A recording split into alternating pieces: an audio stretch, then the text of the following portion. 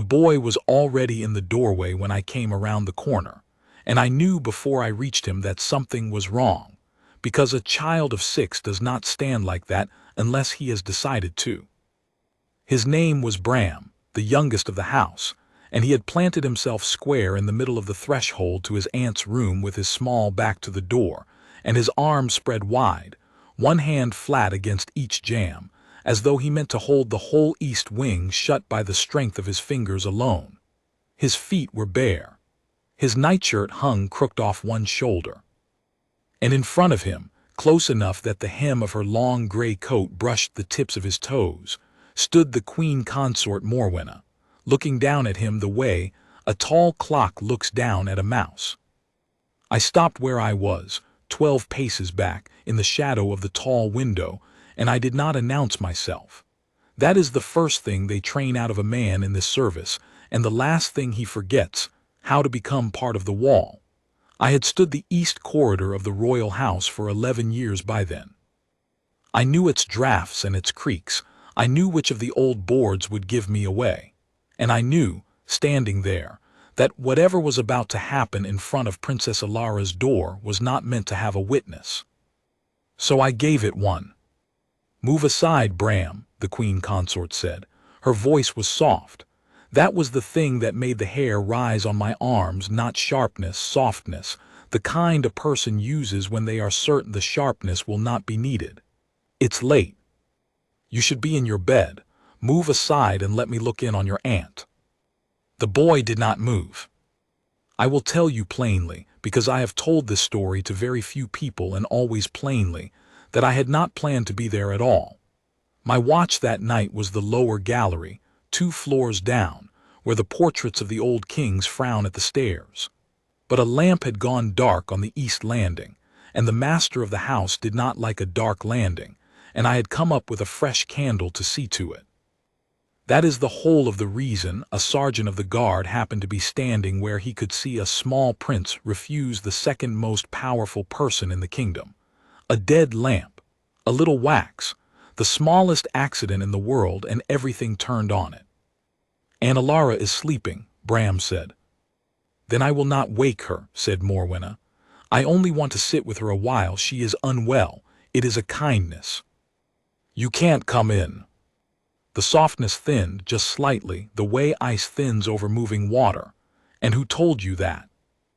Bram's chin came up. He was frightened. I could see it in the way his knees were locked and his eyes were too wide and too bright, but he did not look away from her and he did not lower his arms. "Nobody told me," he said. "I decided. I have stood beside soldiers under fire, and I tell you I have rarely seen anything as brave as that small boy saying, 'I decided' to the woman the whole household bowed to. He had no rank, no rifle. He had bare feet and a crooked nightshirt and a door at his back, and he had made up his mind that the door would not open, and that was all the army he had." Morwenna crouched. She lowered herself with a slow, deliberate grace so that her face came level with his, and she smiled, and the smile did not touch her eyes. "Do you know," she said gently, "that I could have a servant carry you back to your room? I could ring a bell right now and someone would come and lift you away, and you would not be strong enough to stop them. You know that, don't you?" "Yes," the boy whispered.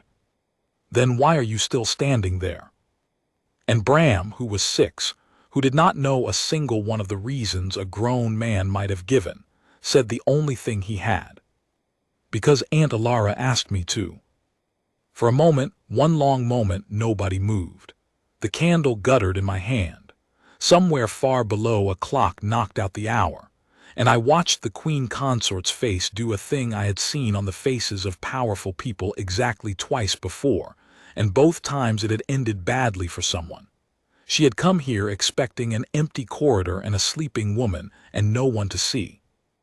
Instead, she had a child in the doorway who was telling her, without knowing what he was telling her, that the woman inside had been afraid enough to post a guard, and the only guard she trusted was 6 years old. That is when I stepped out of the shadow. I did not hurry. Hurrying frightens children and provokes the powerful, and I wished to do neither. I let the old board under the window announce me, one clear creak, and I walked into the light of the wall sconce so that they could both see the red of my tunic and the plain fact of my presence. And I stopped an arm's length from the two of them, and I brought my heels together, quietly, the way we do. "Your Majesty," I said, and inclined my head the precise degree the rank required and not 1 degree more. Morwenna rose. She rose the way she did everything without hurry, smoothing the gray coat down her front, and by the time she was standing at her full height her face had put itself away and become the pleasant, unreadable thing the court knew. "Sergeant," she said. "Good. You can help me. The prince has got it into his head to keep his aunt's door. Take him to the nursery, would you, gently?" "Of course, Your Majesty," I said. Her shoulders eased a fraction. "After I have looked in on the princess myself," I said, and satisfied her that all is well at her door, she left standing orders. That was a lie, and I told it without a flicker, and it is the only lie in this whole account, and I have never once been sorry for it. Elara had left no standing orders with me, but she had, it was now clear, left one with a 6-year-old, and I was not going to let the smaller order fall because the larger one did not exist. A guard learns to read a house the way a sailor reads water, and everything in the water that night was telling me that the woman on the far side of that door had gone to sleep afraid, and had trusted the wrong-sized champion, and that if I walked away now the door would open the moment my heels turned the corner. "Standing orders," Morwenna repeated. "Yes, Your Majesty." "To a guard about her door." "To the house, Your Majesty. I keep the east corridor." I looked at her levelly. "It is my post. No one passes a closed door on my corridor at this hour without the leave of the one who sleeps behind it, not a servant, not a lord, not myself. It is a very old rule. I did not make it. I only keep it." "There is no such rule." "There is a rule about the king's own apartments, and I bent it 2 floors and 1 wing out of its proper place and set it down in front of her like a stone, and watched her weigh whether it was worth the trouble of moving. This is the whole art of my trade. You almost never draw anything. You place a stone. You make the other person do the arithmetic of what it will cost to step over it, in front of whatever witnesses the moment holds, and you make sure the sum comes out too high."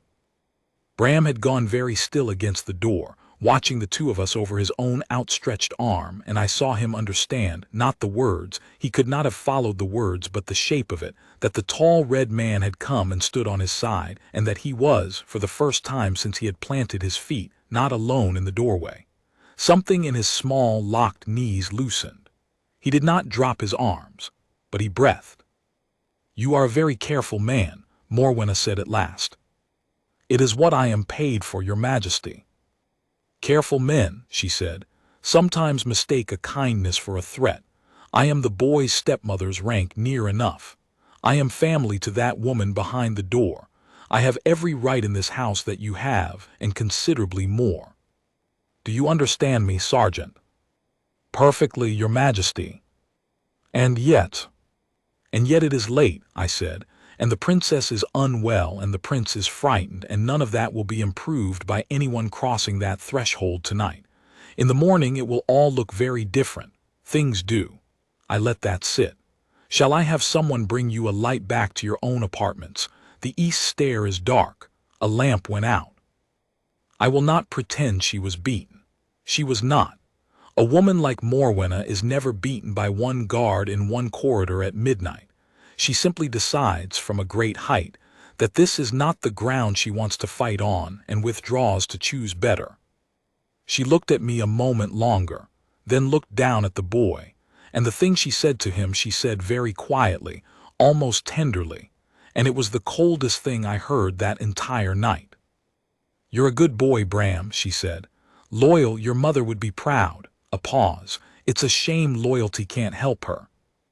Then she gathered her gray coat and she walked back down the corridor toward the dark stair, unhurried, her heels marking each stone, and she did not look back.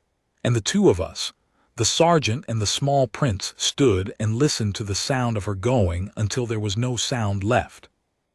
Only then did Bram's arms come down. They came down all at once, the way a rope comes down when it's cut, and his whole small body sagged after them, and I got a hand under his arm before his knees could give, and he did not cry, which somehow was worse. He just leaned into the side of my leg with his forehead against the wool of my tunic and breathed in great shuddering pulls, and I stood there in the empty corridor holding a candle in one hand and a shaking prince against my leg with the other, and I understood that whatever this was, it was not over. It was, in fact, only just beginning. I had turned a woman away from a door. I had not yet asked the one question that mattered, which was the question I would spend the next days of my life answering. Why did she want in? She's gone, I told him. You did it. You held the door. She'll come back, Bram said into my leg. I expect she will. Will you be here? And there it was. The whole weight of the thing dropped into 6 small words by someone too young to know how much he was asking. I looked down at the top of his head, at the ridiculous crooked nightshirt, at the bare feet on the cold stone, and I did the arithmetic I had spent 11 years learning to do, and I found that the answer was already made. Yes, I said, I'll be here. I did not know, saying it, what it would cost me. That is usually the way of the promises worth keeping. Let me tell you about the house quickly, because you will need to understand its shape to understand what happened in it. The royal house stood on a hill above the river, old gray stone under older gray slate, and it had in it that autumn a family stretched tight across a fault line that everyone could feel and no one would name. At the head of it was the king, Alaric, an aging and honorable man who had loved one wife and buried her, and in the strange arithmetic of thrones, taken another. The first wife, the late Queen Isolde, had been dead 4 years. Her children by him were 3. The crown Prince Rowan, grown and grave, the Princess Elara, gentle and lately unwell, who lay behind the door I had just kept, and youngest of all and born the year his mother's health began to fail, little Bram, who had never really known Isolde and had attached himself instead, with the whole ferocious love of a lonely child, to his sister Elara, who had half raised him. And then there was the second wife, the Queen Consort Morwenna, who had come into the house with 2 grown children of her own, Lord Cassius and Lady Verena, and a great gift for making a room understand who held it. She had not been unkind in the beginning. The cruelty of a woman like Morwenna is patient. It arrives so slowly that by the time you feel it, you have already been living inside it for years, and you cannot remember the house without it, and you have half convinced yourself it was always this cold. The children of the first wife had, one by one, learned to stay out of her way. Rowan by leaving, he was rarely in the house that season. Malin, who was 9, and Torin, who was 11, by keeping to the west wing and the tutors and each other. And Elara, who could not leave because she was ill, by making herself small and quiet behind a door that had, until tonight, no lock a child could reach. I have said Elara was unwell. I should be precise, because the precise thing is the whole hinge of the story. She was not dying. I want to say that plainly at the start, so that you do not read the rest of this with dread you don't need. She had a condition of the heart. The old physicians called it a weakness of the pulse, that could be managed well and lived with long, provided one thing, that she took a particular medicine, in a particular measure, at particular hours, and never varied it. Too little and her heart would race and stumble. Too much and it would slow past safety. The medicine sat in a small green bottle on the table beside her bed, and a physician came twice a week to measure the dose into a row of little glass cups, and Elara took them by the clock, and so long as that was done, she was as safe as any of us. So long as that was done. I did not know all of this, standing in the corridor that first night. I knew only that a frightened woman had posted a child at her door, and that the second queen had come to it soft-footed and soft-voiced at midnight, and that between the 2 facts there was a space, and in that space something was hiding. My whole trade is the reading of spaces like that.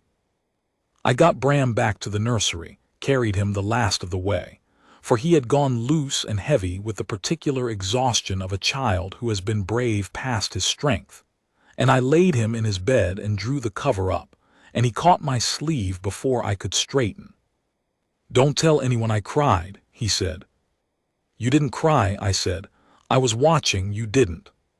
He thought about that. "I nearly did."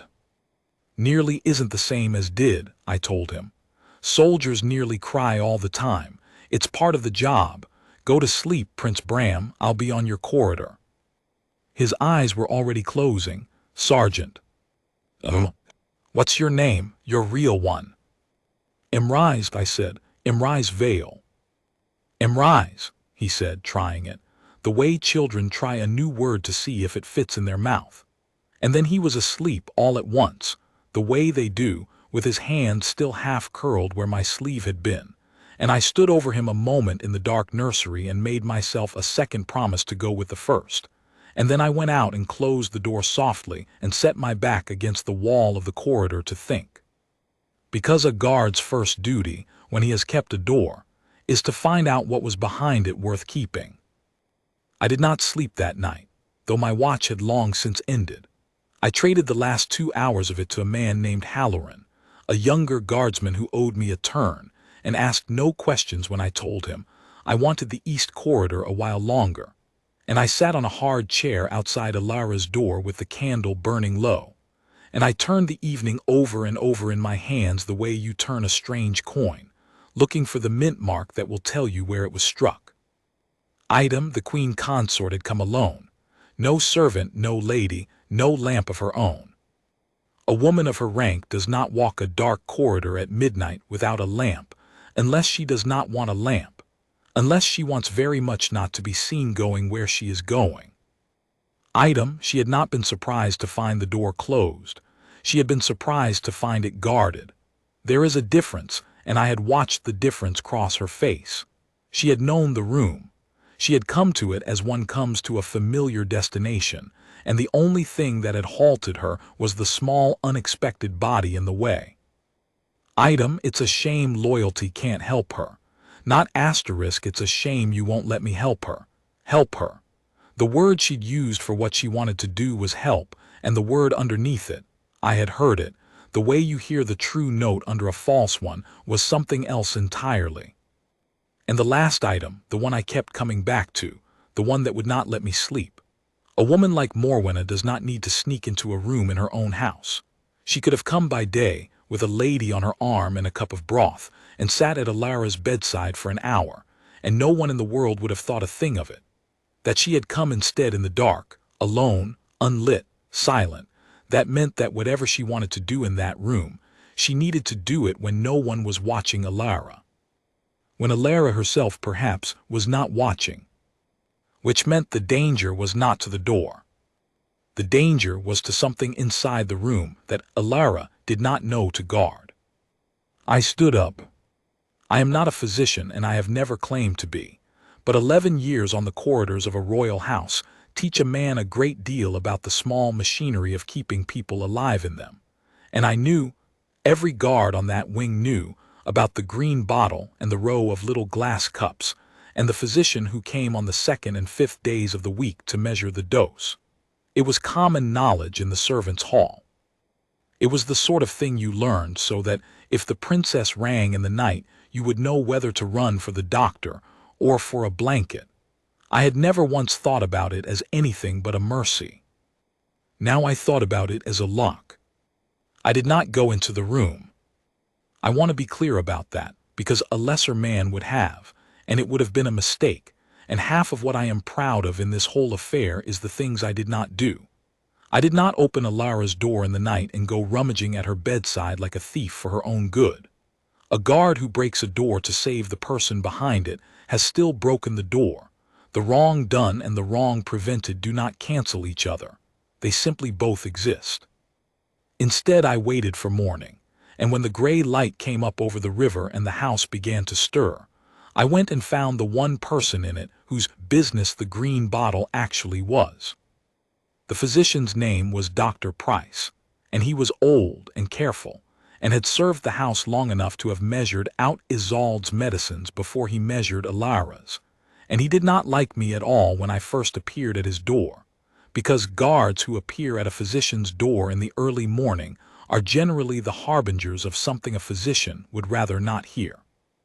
"Sergeant Vale," he said, "the princess." "Sleeping well when I left her. This isn't an alarm, doctor, it's a question." "I have patience." "One question." He waited, the door half open, his old face set against me. "When you measure the princess's medicine," I said, "into the little cups, where do the cups sit between your visits? And who can reach them?" I watched the annoyance go out of his face and something colder come into it, and I knew before he answered that I had found the mint mark on the coin. He stepped back and let me in and shut the door behind me, and he did not offer me a chair. "They sit on the table by her bed," he said slowly. "7 cups. I fill them on the 5th day for the days that follow and again on the 2nd. She takes one morning and night. It is the surest way. She need not measure anything herself. She need only take the next cup in the row, and she cannot mistake the dose because I have already made it for her." He stopped. "Why do you ask me who can reach them, Sergeant?" "Answer it and I'll tell you." "Anyone can reach them," he said. "It is a bedside table in a bedroom in a house full of family. There is no lock on it. There has never needed to be a lock on it. Who would—" and there he stopped again, and I watched the old man arrive, unwillingly, at the place I had already been standing since midnight. "Who would touch a sick woman's medicine?" "That," I said, "is the question I came to ask you. And here is what I will tell you in exchange, and I will tell it to you once, and then you and I are going to be very careful men together for a few days. Last night the Queen Consort came to the princess's door in the dark, alone, with no lamp and no reason she would give, and she was turned back not by me, by the Prince Bram, who had planted himself in the doorway because his sister asked him to keep her door. She was not surprised by the room. She was surprised by the boy. Now, doctor, you have measured that medicine for years. You know what too much of it does and what too little does and how long it would take and how quietly. If a person wished a heart like the princess's to fail and wished it to look like nothing more than a weak heart failing, how would they do it?" The room was very quiet. Somewhere in the house a bell rang for breakfast. "They would not do it all at once," Price said at last, in the flat voice of a man reading his own handwriting off a wall. "All at once would look like poison. There would be a fit, a crisis, questions. No, if they were clever, if they were patient," he drew a breath. "They would change the cups, a little more in some, a little less in others. Enough to make her heart stumble now and then. Enough that when the doctor came he would frown and say the condition was worsening, the pulse growing unreliable, and he would raise the true dose to chase it. And then the cups would be steady again for a while, and everyone would say the princess is failing, poor thing, her heart. It was always her heart. And then one night a cup with too much in it, and it would look like nothing at all but the sad and expected end of a sick young woman." He looked up at me and his hands were not quite steady. "It would look like the most natural death in the world, and God forgive me, I would have signed it." "But you haven't yet," I said, "and you're not going to. Because from this morning, doctor, you and I are going to change how the cups are kept." We changed it that morning, the two of us, quietly, in the space of a quarter of an hour, and it was the simplest thing in the world, and it undid a scheme that had cost someone weeks of patience, and there is a lesson in that I have never forgotten. Price would no longer leave a week of cups filled and waiting on the open table. He would come every day, every single day, he said, though it cost him, though he was old, and measure the 2 doses fresh, morning and evening, into his own hand, and watch her take them, and take the cups away with him. Nothing would sit on that table overnight that a passing hand could touch. And I would see to it that the princess's door was kept, day and night, by a man I trusted, so that no passing hand came near it in the first place. "You are describing," Price said when we had settled it, "a guard on a sickroom around the clock, in this house. The Queen Consort will notice. She will ask why. She will go to the king." Let her, I said. Let her go to the king and explain why she objects to her ill stepdaughter's door being kept. I should like to hear that explanation. Wouldn't you? For the first time the old man almost smiled. You are a dangerous man, Sergeant Vale. No, I said. I'm a careful one. Dangerous men are the reason I have to be. I should tell you now, before the rest of it unrolls, that I had no proof. I want you to sit with that, because it is the true and difficult center of everything that followed. I had a midnight visit, a word overheard, a physician's grim opinion of what could be done. I did not have a hand caught in the act. I did not have a bottle with the wrong measure in it. I had the shape of a crime, drawn in the air by circumstance, and the shape of a crime is not the crime, and I knew none better how a court, or a king, or the smooth machinery of a powerful woman's word would treat a sergeant of the guard who stood up and accused a queen of murdering by arithmetic a woman who was not yet dead. They would call it a fever of the imagination. They would call me a man who had spent too many nights alone on a dark corridor and begun to hear voices in it. And they would be within their rights, because I had nothing. So I did not accuse. Not yet. Instead, I did the thing a guard does when he cannot yet strike. I made the ground safe, and I watched, and I waited for the other person to reach for what they wanted and find my hand already on it. The Princess Elara, when I first spoke with her that morning, did not know any of what I have told you. She knew only that she had felt unsafe, a feeling she could not name, a sense that her rooms were not her own, that things on her table were not always where she had left them, and that in the grip of that feeling she had done a small, strange, desperate thing. She had asked her little brother to keep her door. She had not asked a guard. She had not asked her father, the king. She had asked a 6-year-old, because he was the only person in the house she was certain loved her more than they feared the woman who ran it. I know how it sounds, she said to me. She was propped against her pillows, pale, with the particular fragile brightness of the long unwell, and her hands were folded very still on the cover as though she were holding them down. I know it sounds like the fancy of a sick woman. I asked a child to guard me. What must you think of me, Sergeant? I think, I said, that you were the only one in this house who was right. Her eyes came up to mine, quick and startled and suddenly wet. Bram held the door, Your Highness, I told her. He held it against the Queen Consort herself, alone in the middle of the night with his bare feet on the stone, and he held it until I could reach him, and he did it because you asked him.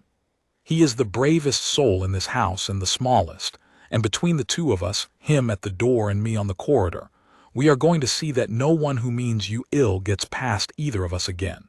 You are not imagining it. That is the first thing I need you to believe, because you are going to need to be strong for what comes next, and no one can be strong while they are also doubting their own mind. You were right. Now let me be right with you. She wept then, a little the quiet weeping of relief and not grief, and I stood by the window and let her, and did not pretend not to see, because there are times when the kindest thing a disciplined man can do is simply to remain, and be witness, and not flinch from another person's tears. When she was done, she wiped her face with the back of her hand like a girl half her age, and she said, Tell me what you need me to do. Take your medicine, I said, exactly as Dr. Price gives it to you and only from his hand, and tell no one that anything has changed. Let the house think you are getting worse. That is the hard part, Your Highness, and I will not pretend it isn't. For this to work, the person who wishes you harm must believe it is working. You must be tired in front of them. You must be frail. You must let them think the door means nothing and the medicine is doing its slow, sad work, right up until the moment we prove it isn't. You want me to be bait, Elara said. She was quicker than I had given her credit for. Illness had thinned her body, but it had not touched her mind, and I would learn over the following days that there was a good deal of her mother, the late queen, in her, more than the frightened woman on the pillows first let show. I want you to be safe, I said, and looking like bait is the safest thing you can be right now, because a hunter who thinks the trap is springing does not look to see whose hand is on the other end of the rope. Yes, Your Highness. I want you to be bait. And I want you to know that there will be a man on your door every hour of every day and night from this moment, and that the man will be me or someone I would trust with my own children, and that if you are ever afraid at any hour, you have only to say one word through that door and I will be inside it before the word has finished. Can you do it?" She looked at her folded hands for a long moment. Then she looked at me. "My mother," she said, "used to say that the Vales had served this house since before the house was grand. Is that true?" "Since before it had a second floor, Your Highness, if the stories are to be believed." "Then I will trust a Vale," said Princess Elara, "to keep my door." As my brother did, and she smiled, the first real smile I had seen from her, thin and tired and entirely her own. "He's only 6, you know." "I had noticed, Your Highness." "He'll want to help, you won't be able to stop him." "I had noticed that too," I said, "and I was right, and it would turn out to matter more than either of us could have guessed." The watch we set up was quiet and it was total, and I built it the way I would have built any picket in hostile country, which is what the East Wing had become without anyone naming it so. There were 4 of us I trusted enough to put on that door. Myself, Halloran, who was young but steady and had a younger sister of his own and understood in his bones why a man might stand a long watch for a girl who could not stand for herself. A gray veteran named Odvil who had 30 years in the service and a face that gave nothing away, and a woman of the guard named Sennet, who could sit outside a door for 6 hours as still as the stone and see everything that passed. We did not tell them the whole of it at once. I told them there was a threat to the princess, that its nature was delicate, that they were to log every person who came to that corridor and every word exchanged, and that no one of any rank passed the door without my leave. Odvil looked at me a long moment when I said asterisk of any rank, and then he nodded once, and I knew he had understood exactly whose rank I meant and had decided, as I had, that he would rather lose his post than lose the girl. That is the thing about the service the stories never quite catch. People imagine we are loyal to a crown, a building, a set of rules. The ones worth having are loyal to something smaller and harder than that, to the person in front of them who cannot fight, to the door that must be kept. Give me 1 guardsman loyal to a frightened girl over 10 loyal to an idea, and I will hold any corridor in the world. The trouble, of course, was Bram.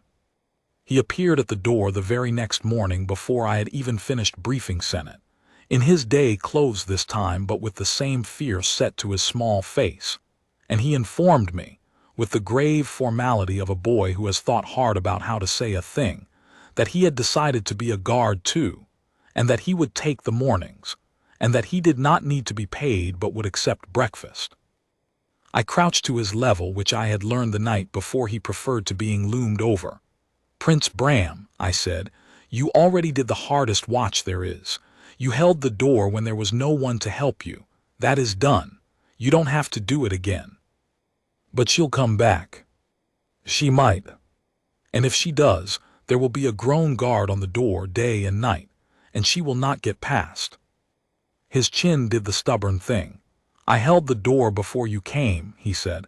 "You said I did. You said I was a soldier." "You were." "Then I'm not going to stop being one just because it got easier. I have been out-argued a handful of times in my life, and never so thoroughly as by a 6-year-old in a corridor at 8 in the morning. There was no answer to it, because he was right, in the terrible clean way that children are right. A thing does not stop being your duty just because someone stronger has arrived to share it. So I made him a bargain instead of an argument, which is the only thing that works with the truly stubborn. He could keep his watch, I said, but a real watch with real rules, and the first rule of a real guard is that he never stands his post alone and never crosses swords himself. He calls for the man beside him. Bram's post was not the door. Bram's post was his eyes. If he saw anything, anyone going toward his aunt's room, anything on her table moved, any face that did not belong, he was not to argue with it, not to block it, not to plant his feet the way he had. He was to come and find me, or Oddville or Halloran or Senate and tell us, and let us do the standing.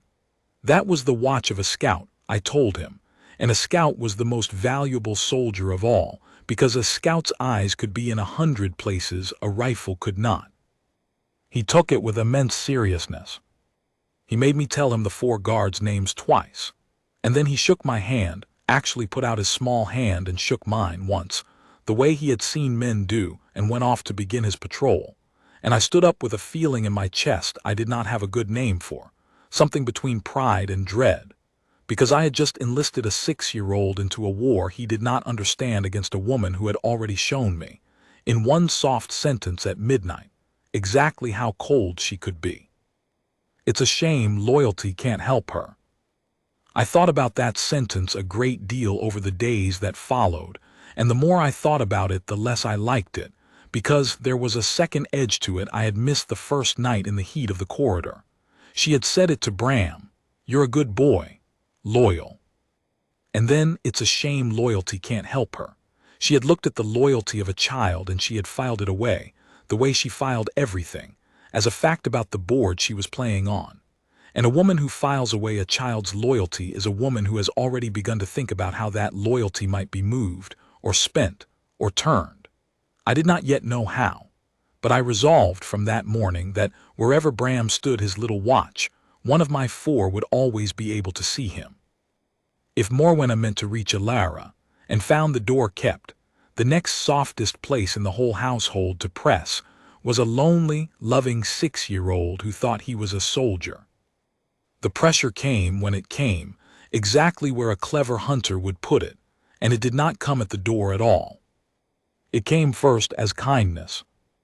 3 days into our watch, the Queen Consort began to visit Elara, openly, by day, with a lady on her arm and a cup of broth in her hands, precisely as I had said she could have done from the beginning, and there was nothing in the world I could do to stop her, because a stepmother visiting an ill stepdaughter in daylight with soup is the picture of family virtue, and if I had barred that door I would have been the mad guard the whole house already half suspected me of being. So she came. She sat at Elara's bedside for an hour, and she spoke gently, and she smoothed the cover, and she asked after the pain and the pulse, and she was, to any eye but mine and Elara's, the very image of a devoted second mother tending a sick girl. And every visit she would say, near the end of it, some small soft thing about the medicine. "Are they letting you take enough of it, my dear? You look so tired. I do think Price is too cautious. I shall speak to your father, you should have more to help you rest." Or, "This bottle looks low. Has no one refilled it? Honestly, the neglect in this house. I'll see to it myself." Or, one afternoon, laying her cool hand over Elara's, "You mustn't rely so on that old man Price. If ever you feel a crisis coming in the night when the doctor's abed, you send for me. I keep a little of the same medicine in my own cabinet, for my own heart. I could bring it to you in a moment. You needn't suffer waiting for that old fool to be roused." Elara, God bless her courage, played her part. She was tired in front of Morwenna. She was grateful. She let the woman smooth her cover and murmur her poisoned kindnesses, and she said, "Thank you, stepmother, thank you." And she never once let her eyes flick to the door where she knew I stood. And afterward, when the gray coat had swept away down the corridor, she would ring the little bell that meant come in, and I would come in and find her white as the pillow and shaking with the effort of it. "She keeps the same medicine *, Elara whispered to me after that visit, and there was no fragility in it now, only a cold, clear fright. In her own cabinet. She told me she'd bring it to me herself in the night if I felt a crisis. Sergeant, she wants to be the one who brings it. She wants me to send Bram to fetch her, or a servant when the doctor's away, and she wants to arrive with her own cup, and give it to me with her own hand, and no one would ever question a stepmother who came running with medicine in the night to save the girl she tended so devotedly by day," I finished. "Yes, Your Highness, that is the shape of it, that is the whole of it.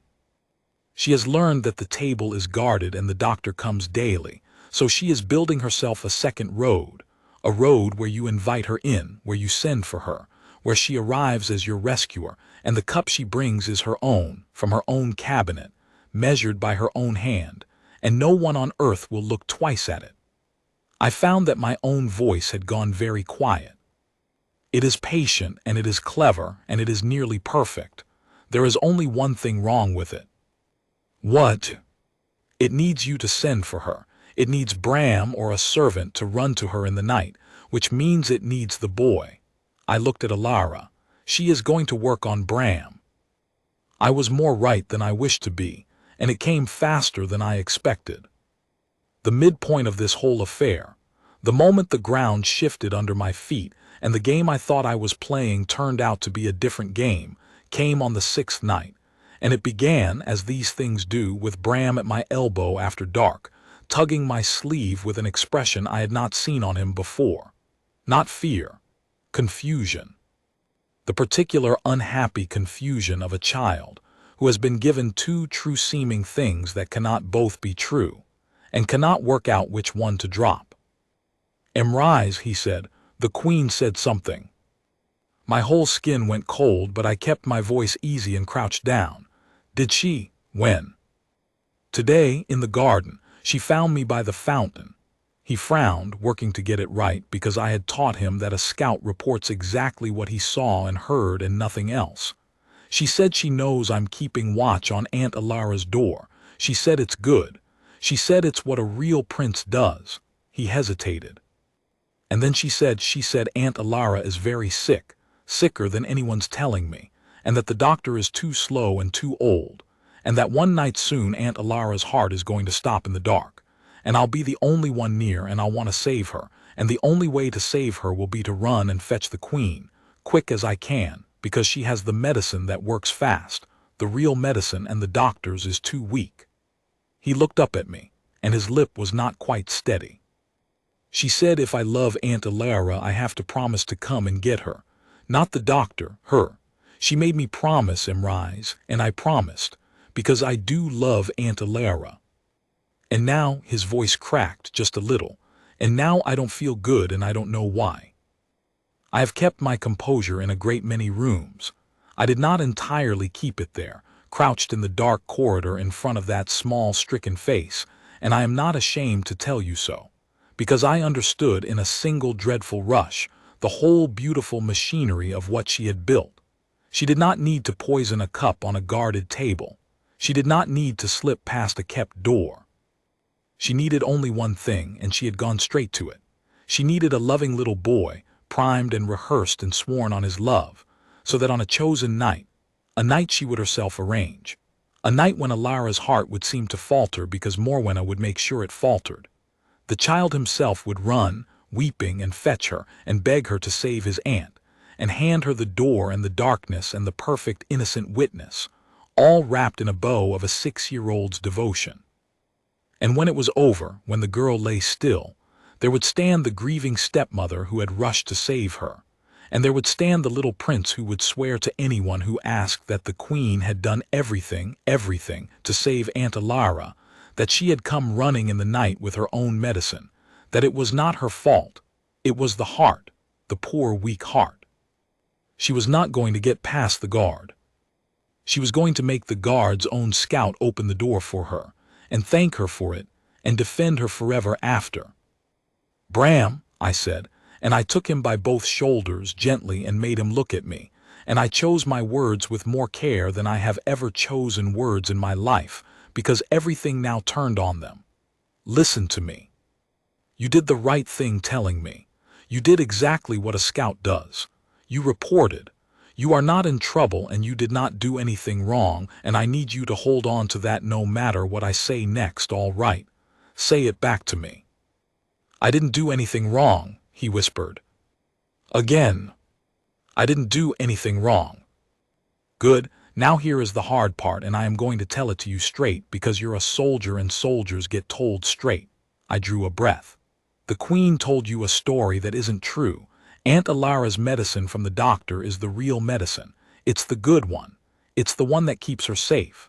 The Queen's medicine, the one she wants you to fetch her for, that one is not safe. I know it's hard to understand why a grown-up would say a thing that isn't true. Sometimes they do.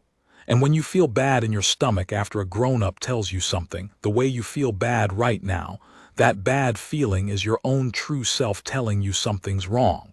You should always listen to it. You listened to it tonight. That's why you came to me." His eyes had gone huge, but I promised her. And there it was, the trap inside the trap, the one that would have held a lesser child and very nearly held this one. She had bound him with the one thing a good child holds most sacred, a promise, his word. I could have told him a promise made to a liar is no promise at all. It is true, and it is the sort of true that means nothing to a 6-year-old, because he does not yet have the machinery to weigh a promise against the character of the one it was made to. So I did not reach for the philosophy. I reached for the thing he already understood, which was soldiering. "Bram," I said, "when you became a scout, what was the first rule?" He sniffed. "Never stand my post alone, always call the man beside me." "Right, and who is the man beside you?" "You." "Right, now here is a rule I should have taught you sooner, and it's my fault I didn't, so listen close." I kept my voice steady and sure, because a child takes the temperature of a truth from the voice that gives it. A soldier keeps his promises. That's real. That's one of the best things about a soldier. But there is one promise a soldier keeps above every other, and it beats all the little ones, and it's this. A soldier protects the person he's guarding. That is the top promise. When any other promise pushes against that one, the top promise wins. Always. Every time. It's not even a hard choice, it just wins like the king beats a knight. He followed that. Children of that house knew their chess. You made a little promise to the queen. But your top promise, the one you made when you decided to keep Aunt Elara's door, is to protect Aunt Elara. And I am telling you, soldier to soldier, that fetching the queen's medicine in the night would not protect her. So the top promise wins. And that means the little promise doesn't count anymore. Do you understand? He thought about it with his whole face, the way he did everything, and I watched the awful weight of it lift off him by degrees as the logic took hold. Because I had given him a way to break his word that did not make him a boy who breaks his word. And to a child that distinction is the difference between drowning and dry land. "The top promise wins," he repeated. "The top promise wins. Say it whenever you're scared and it'll always tell you what to do." "But what do I do if she comes? If Aunt Elara's heart stops and I'm the only one there like she said?" "That won't happen the way she told you," I said, "because I'm not going to let it. But if you're ever scared at any hour for any reason, here is your whole job, and it's the same as always. You don't fetch the queen, you don't fetch anyone yourself. You go to the guard on the door, me or Odville or Halloran or Senate, and you say the word fountain. I picked it because it was where she'd cornered him. I wanted the sour place turned into a safe one. That's our secret word. You say asterisk fountain to any of us and we'll know it means the queen is trying something, and we'll handle all of it and you won't have to. That's the scout's whole job. Eyes and the word. We do the standing." "Can you carry that?" "Fountain," he said. "Yes." "Then you're the best scout I've ever had, and I've had a few. Go to bed, Bram. You cracked something open tonight that a grown man might have missed, and you did it by being honest when it would have been easier not to be. That's the bravest kind there is." He went, lighter than he'd come, and I stood in the dark corridor, and I was not light at all, because I now knew the shape of the whole thing, and I knew it left me worse off than before, not better. Do you see it? 6 days I had spent making the door and the medicine safe, and in one afternoon by a fountain she had gone around all of it. Her plan no longer needed the table or the door or the doctor's schedule. It needed a night, a faltering and a frightened boy, and I had just taken the boy out of her hand, which meant she would learn, the next time she reached for him, that he had slipped her grip, and a hunter who finds one snare sprung does not go home. She would simply set another, and I could not guess where, and this is the part I need you to feel the weight of, I still had no proof of anything at all. Not one thing I could carry to the king. A midnight visit explained away as concern. A fountain conversation between a stepmother and a boy. his word against hers, and whose word do you imagine a court takes, a queen's or a 6-year-old's? I had prevented a great deal. I had proven nothing. And you cannot end a thing you cannot prove. You can only keep preventing it night after night forever, until you make one mistake and the patient hunter is through. I needed her to reach for the cup herself. That was the whole of it, once I had turned it over enough times. All my prevention was worth nothing without proof, and the only proof that would ever be proof was her own hand on her own poisoned medicine, witnessed in the act. And she would never put her hand near a cup so long as she believed the boy was hers to send, and the girl was slowly, safely dying on schedule. Which meant that to catch her, I would have to give her back the very thing I had just taken away. I would have to let her believe the boy was still hers. I would have to let her believe the plan was still running. I would have to build her a night, the very night she was waiting for, and make it look exactly like the crisis she meant to arrange, and put Bram in it looking exactly like the loyal little courier she had rehearsed, and let her come running with her own cup in her own hand, and take her at the door with the cup still in it. I did not like it. Every instinct I had built over 11 years of keeping people safe rebelled against a plan whose center was a sick girl in a bed. But I had learned that the safe-seeming choice and the safe choice are very often not the same choice, and that a threat you merely hold at bay is a threat that will outlast you. You do not win by keeping the wolf outside the fold every night. You win by making the wolf show the whole flock its teeth, once in the light, where the shepherd's dogs can see. I went to Dr. Price first in the morning and laid it out, and the old man went gray and then, slowly, resolute, and asked me the only question that mattered. You can guarantee the child's safety, and the princess's? Absolutely. The princess never leaves my sight or senates for one instant of that night, I said. The medicine she seems to take is water tinted. Her real dose, your dose, she'll have had at its proper hour safe from your hand. The crisis is a performance, she'll act a faltering, nothing more. Her heart is never touched. And Bram, I stopped because this was the hard center of it, Bram fetches no one. Bram is asleep in his bed the whole night. The boy who runs to the queen is Halloran's doing a message in Bram's name that I write and Halloran carries so that she believes the child has kept his promise. Bram never knows a night happened. He wakes in the morning and it's over. He is never in the corridor, never near her, never used. I will not spend that boy, doctor, not for anything. He's done his part. His part is over. Price looked at me a long moment, and if she does not come, then we've lost nothing but a night's sleep, and we go on keeping the door and I think of something else, but she'll come. I was sure of it, and the surety came from that one cold sentence at the very start, the one that had never left me. She's been patient for weeks. She's built a beautiful thing. When the night looks right, she will not be able to help herself.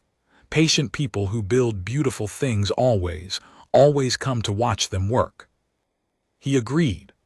God help him, and God bless him. The old man agreed. And I understood then that the physician who would have signed the death certificate in his grief had decided instead to help me catch the hand that would have made him sign it, and that there is no loyalty in the world quite like the loyalty of a good man who has glimpsed the crime he was nearly made an instrument of. We said it for the 9th night. The last thing, the thing that nearly undid all of it, the false dawn if you want the shape of the story, happened on the 8th. I had told Elara everything, of course. She was not bait now but a partner, and a fierce one, sharper by the day as the fright turned to resolve. But there was one person I had not told, one person I had deliberately left in the dark, and it was the king. I want to explain that, because it looks like arrogance, and it was not. Every instinct in a servant says go to your master, lay it before him. But I had no proof. And a king cannot act on no proof against his own wife without tearing the whole house in two, and if I forced him to choose between his daughter's guard and his consort on nothing but suspicion, I did not know which way an aging man who wanted peace would jump, and neither did he. He might have forbidden the whole plan. He might have gone to Morwenna in his distress and warned her without meaning to. So I kept my own counsel and meant to lay the proof, whole and undeniable in his hands after asterisk, when there was something to lay. But the king, it turned out, had eyes of his own. He sent for me on the 8th evening. I went, and found him alone in his study by the fire, and he did not offer me a seat, and he looked at me a long time with the tired, shrewd eyes of a man who has ruled a household of schemers for 40 years and missed very little in it. "Sergeant Vale," he said, "there has been a guard on my daughter Elara's door, day and night, for 8 days. My physician has cancelled his other calls to attend her every morning. My youngest son has taken to shadowing you about the east wing with the face of a small conspirator. And my wife," he said, and his voice did not change at all, which was how I knew how carefully he was choosing it, "has asked me twice why the sickroom of a dying girl needs to be guarded like a treasury. Tell me what is happening in my house, Sergeant, and tell me the truth, because I am old and I am not blind, and I am very tired of being the last man in my own home to know things." So the choice I had hoped to put off was in front of me after all, and I had a heartbeat to make it, and I made it the way I had made every other one that mattered that week, by looking at what protected the girl and choosing that, and letting the rest fall where it fell. I told him the truth. All of it. The midnight visit and the unlit corridor, the green bottle and the 7 cups and the open table with no lock, Price's grim account of how heart might be made to fail by arithmetic, the daylight visits and the soft poison of asterisk I keep a little of the same medicine in my own cabinet. And last and worst, the fountain, and the promise she had drawn out of a 6-year-old, and the whole exquisite machine she had built to make the child open the door she could not pass. I told him I had no proof. I told him that was precisely why I had not come to him, that I would not force my king to choose between his wife and his servant on a suspicion, and that I had built a plan to get proof, a plan for the 9th night, and that the plan's whole purpose was to put the crime into his hands as a fact he could act on, so that he would never have to take it on my word alone. He listened without a single interruption. The fire cracked and settled. When I was done, he was silent a long while, looking into the flames, and when he finally spoke, his voice was not a king's voice at all but an old father's, low and rough. "You suspected this a week ago," he said, "and you did not come to me." "No, sire." "You let me go on eating at the same table as her, sleeping under the same roof as her, while you built your trap." "Yes, sire. I am sorry for it. I judged that if I came to you without proof I would either be disbelieved and dismissed, and then there would be no one keeping the door, or believed, and in your anger you would confront her, and she would learn she was suspected, and she would simply wait, and go quiet, and try again in a year when the guard was gone and the boy had forgotten, and everyone had decided the sick girl's fears were a fever. A hunter you frighten off is a hunter you meet again in the dark. I did not want to frighten her off, sire. I wanted to catch her." I held his eye. "I would rather you be angry at me for a week of silence than grieve for a daughter for the rest of your life. That was the whole of my reasoning. You may dismiss me for it when this is done, and I will go, and I will think I chose rightly the whole way down the hill." The old man looked at me for a very long time. "First wife," he said at last, "the girl's mother, Isolde, used to say that the truly dangerous people in a palace are never the ones who shout. It is always the one who is patient and gentle and smiles and waits. I did not fully believe her. I thought her a little fearful." He drew a slow breath. "She was afraid of Morwenna. Did you know that? At the very end. She never said so plainly. Isolde never said anything plainly, but I have thought these 4 years about the way she looked at her.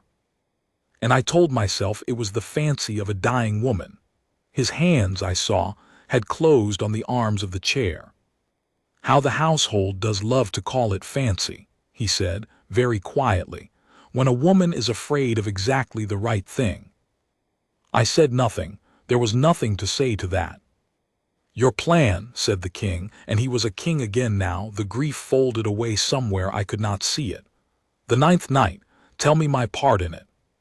"Sire, you said you wished to put the crime into my hands as a fact I could act on. Very well, put it there. But I will not have it put into my hands afterward by report like a parcel. I will be there, in the room. I will see it with my own eyes, or I will not believe it even now, not because I doubt you, Sergeant, but because I have been married to that woman for 6 years, and some part of me will spend the rest of my life wanting it not to be true, and the only cure for that wanting is to watch it happen and leave no room for doubt. I will be there, hidden silent however you like, but there. And when it is done, it will not be a sergeant of the guard who accuses the Queen Consort. It will be the king. That is how it must be, for Elara's sake, and for the sake of every soul in this house who will have to go on living in it after. Do you understand me? I understood him completely, and I understood too that he had just made the plan far stronger than I had built it, because a scheme that turns on a guard's word can be argued, and a scheme witnessed by the king with his own eyes cannot. Yes, sire, I said, that is better than my plan. I'll make room for you in it. Good. He rose and crossed to the window and stood with his back to me looking out at the dark shape of his own house against the last light. The boy, he said, Bram, sleeps through all of it, sire. He fetches no one. He is never used. His part is already over. He broke the whole thing open by being honest at a fountain, and he will never know he did. That is not negotiable, sire, not even for you. I gave him my word. The king was quiet. Then, still looking out the window, he said, When I am gone, Sergeant, when I am an old story, I hope there is someone in this house who will guard my youngest as fiercely as you have guarded him this week from being made into a weapon against his own sister. He is the last thing his mother gave me. I have not, said the king, always known what to do with him. He turned. His eyes were wet, and he did not hide it, and I thought better of him for it than for anything else I had ever seen him do. See it through, Emrys Vale. And then come to me, and we will speak about your continuing in a service you clearly understand better than the men who command it. I do not mind telling you that I left that study a different man than I had entered it, because a servant spends his life keeping faith with masters who never quite see him, and it is a rare and steadying thing to be seen, once plainly, by the one you serve. The 9th night came. I will tell it to you the way it happened, in order, because the order is the whole of it, and I have never once told it out of order, not even to make it a better story, because the truth of that night does not need improving. It began, for our part, at the 10th hour, when the house had gone quiet, and the last servants had banked the fires and taken themselves to bed. Bram was asleep, truly asleep, in the nursery, checked twice by Senate, who then took her post in the dark of Elara's dressing room where she could see the whole bedchamber and never be seen. Elara had taken her true and proper evening dose from Price's hand at its right hour, and was as safe as any woman in the kingdom. What sat now on her bedside table, in the green bottle and in a single fresh cup, was tinted water, harmless as rain. Elara lay propped in her bed with the lamp turned low, and she was, I will say it plainly, magnificent pale as her role required, breathing a little shallow, her hand at her breast now, and then in the small unconscious way of a person whose heart is troubling her, an actress who had spent 9 days learning her part in earnest terror, and now played it in cold command of herself. Price waited in the servants' passage with his real bag in case, always in case, for I take no chances with a life, anything at all went wrong. And the king and I stood together in the deep shadow of the great wardrobe alcove at the far end of the bedchamber, behind a half-drawn curtain, close enough to see the bed and the door in one glance, far enough to be nothing but darkness. He wore no crown and no chain, only a plain dark coat, and he stood as still as any guardsman I ever trained, and I was proud of him for it. This old man holding his breath in the dark of his daughter's room to catch his own wife. At the 11th hour, Halloran carried the message. It was written in a child's careful hand. I had labored over it a long while, and I am not proud of the small forgery, but I am not ashamed of it either, for it was the bait in a trap for a murderer, and God, I think, keeps a separate ledger for such things. It said in the round, unsteady letters of a frightened boy, Aunt Elara's heart is bad tonight. She is gray and cannot breathe good. Please come with your medicine like you promised. Please hurry. Come quiet so you don't wake Papa. Bram. Halloran slid it under the Queen Consort's door and knocked twice, soft, the way a frightened child would knock, and then withdrew into the dark and waited to see whether the door would open. It opened. We could not see that part, of course, from where we stood. That came to me later from Halloran and from what followed. But I have imagined it 1,000 times, the gray coat, the unlit corridor, the small green vessel taken from a private cabinet and carried close, the woman moving through her own dark house toward the room she had been trying to enter for weeks, believing at last that the child had kept his promise and the door was hers. She came the way she had come the first night, soft-footed, silent, unhurried even now, even with the prize in reach. Because that was the deepest thing about her, that she was never in a hurry, that she believed the whole world would wait for her to arrive and take what she meant to take. She came to Elara's door and she opened it, and she stepped inside. I watched her come. I will remember it until I die, the door easing open, the wedge of dark corridor, and then Morwenna slipping through it into the low lamplight, a small vial cupped in one hand, closing the door behind her with the softest click, and standing a moment just inside it to let her eyes adjust and to listen to the house. She listened. She was very good. She stood there in the dark and she listened for a long half-minute to be sure the house was asleep, and heard nothing, because there was nothing to hear, only a sick girl's shallow breathing and the settle of an old house at night, and though she did not know it, the held breath of a king in the dark 6 feet from her shoulder. Then she crossed to the bed. "Elara," she murmured, soft as she had ever been. "My dear, Bram sent for me, your heart," he said. There, I've brought my medicine, the strong kind, the fast kind. Old Prices is too weak, you know that. Sit up a little for me, that's it. Let me help you. Let your stepmother help you."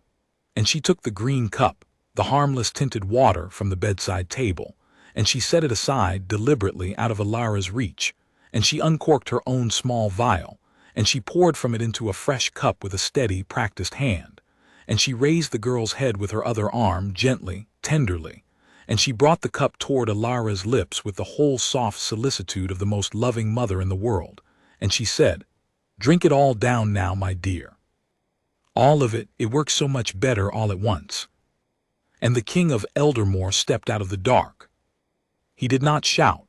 That is the thing I remember most, and the thing I have most respected him for in all the years since. He had spent perhaps a minute and a half standing in the shadow, watching his own wife tip poison toward his daughter's mouth, and a lesser man would have come out of the dark roaring, and the roar would have given her a heartbeat to move the cup, to spill it, to turn it into a misunderstanding.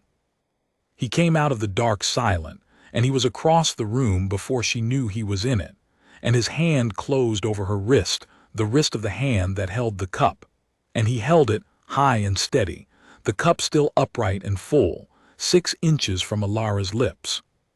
"No," he said, one word, quiet, final. Morwenna froze.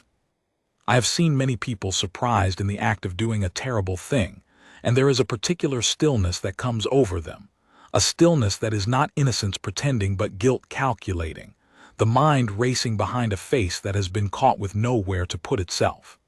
That stillness came over her, and then, because she was who she was, she reached for the story anyway, because a woman like Morwenna always believes there is a story that will hold. "Alaric," she breathed, "thank heaven. The child sent for me, her heart. I came as fast as I could. I only meant to." "Elara," said the king, without taking his eyes from his wife's face, "how is your heart tonight?" "Perfectly well, father," said Princess Elara, and she sat up in the bed with no more shallow breath and no more fluttering hand, clear-eyed and steady and utterly composed, and she looked at her stepmother with a calm that I think frightened Morwenna more than any accusation could have. "Dr. Price gave me my own medicine at the 9th hour from his own hand, as he has every day for 9 days. My heart has not troubled me once. Bram did not send for you. Bram is asleep. He has been asleep for hours." A pause. "I wonder, stepmother, since I never faltered and never sent, and my own medicine sits full and untouched in its cup on the table where you set it aside, I wonder what it is you have poured so carefully from your own private vial, and why you were so very anxious that I drink all of it, all at once, because it works so much better that way." The silence in that room was the largest silence I have ever stood inside. I came out of the dark then, and Sennet came out of the dressing room, and Odvil came in from the corridor where he had stood the whole time 3 feet from the door, and Morwenna looked around the low-lit chamber, and understood at last that there had never been a lonely sick girl in a dark house and an innocent night, that there had been, instead, a trap, and that she had walked the whole patient length of it herself, and poured the proof of her own crime into a cup with her own steady hand. In front of her husband the king, the story she had been reaching for died on her face. There was nowhere to put it. The cup was full in her own fingers, and the king's hand was locked around her wrist, and there was no version of the night in which she was the rescuer. None, because the girl she had come to save had never been in danger, and only one person in the room had brought poison into it. "Take the cup, Sergeant," the king said. "Do not spill a drop of it. Dr. Price will want it." I took the cup from her hand. She let it go. There was nothing left to hold it for, and I gave it to Price, who had come in from the passage, and the old physician sniffed it once and went white and stoppered it in a clean vial with hands that shook only a little. "A heart-slowing draught, sire," he said quietly. "Many times the safe measure. Enough, given to a heart already weak, to still it inside the hour." Given as she urged it all at once, it would have looked like the heart simply stopping. I would have found nothing to question in the morning. I would have called it the sad and expected end. He looked at Morwenna, and there was something terrible in the gentleness of the old man's voice. "You meant me to sign it, madam. You meant to use my name and my grief as the last lock on the door of what you did. I have measured medicine in this house for 30 years. I measured it for the queen who came before you. I will not soon forgive that you meant to make my hand the one that closed the case." Morwenna said nothing. She had gone very still and very cold, and she looked at none of us, and I understood that whatever she was feeling in that moment, it was not remorse. It was the fury of a patient builder who has watched her beautiful thing collapse, and under the fury, the first cold reckoning of what it would cost her. She was right to reckon it. It cost her everything. I will not drag out what came after. Justice, when it finally moves in a great house, moves with a heavy, quiet dignity that does not make good telling, and the loud part of this story ended in that lamplit room with a full cup and a king's one word. But you will want to know how it fell, and it fell like this.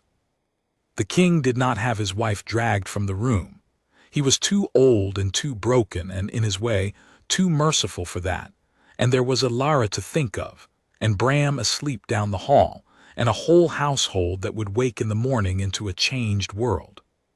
He had Odvil and Sennet escort the Queen Consort to her own apartments and keep her there, kept, now herself, behind her own door, by the very guard she had schemed against, while he sat the rest of that night in his study with Dr. Price and the stoppered vial, and the letter written in a child's hand that was not the child's, and made slowly the decisions a king must make when the person he must judge is the person he married. By the gray of morning it was settled. There was no public trial. A king does not put his own house on a scaffold before the realm if he can help it, and Alaric could help it, because he had a witness no court could gainsay himself. The Queen Consort Morwenna was stripped of her place in the household, and removed from it, quietly, permanently, to a distant estate under watch, never again to enter the royal house or come within a day's ride of any of Isolde's children, on pain of the full and public weight of the law that the king held in reserve over her head like a stone on a thread. Her son Lord Cassius and her daughter Lady Verena, who I will say plainly had no hand in this and were as sickened by it as anyone when it came out, went with her, or went their own ways as they chose. The king bore them no malice for their mother's crime, which was more than justice required, and exactly what honor did. The green vial went into a locked strongbox with Price's sworn account and the king's own, so that if she ever broke the terms of her exile the whole of it would fall on her at once. And that was the end of Morwenna in that house. She left the way she had done everything, silent, unhurried, giving nothing away, and she did not ask to see Elara, and Elara did not ask to see her, and the gray coat went down the front steps and into a carriage and out through the gates, and the east corridor, which had held its breath for 9 days, let it out. Elara mendied. That is the part I like best to tell. Freed of the slow poison that had been stumbling her heart for weeks, for it came out, when Price went back through his records with cold new eyes, that the cups on the open table had indeed been tampered with, a little more here and a little less there, exactly as he had feared, for longer than any of us had guessed, freed of all of it, and taking only her true, clean, doctor-measured dose, the princess grew stronger through that autumn than she had been in a year. Her color came back. She walked in the garden. By the first snow she was well enough to chase her little brother around the fountain, the same fountain, and I confess I liked watching them make it an ordinary place again, a place for running, not for whispered promises in the dark. And Bram. You will want to know about Bram, because this was always his story more than mine. I only stood on the corridor. He slept through the whole 9th night and woke to a changed house, and at first could not understand why everyone was gentle with him and why Aunt Elara held him so long at breakfast. We told him a version of the truth shaped to his size, that the Queen had done something wrong and had to go away, and that Aunt Elara was safe now and getting better, and that it was over. He took it gravely. And then he asked the only question that mattered to him, which was whether he was still a scout, and the king himself, who had come down to the nursery to see him, which I do not think Alaric had done in a year, knelt down on the old bones of his knees in front of his youngest son and told him that no, he was not a scout anymore. Bram's face began to fall.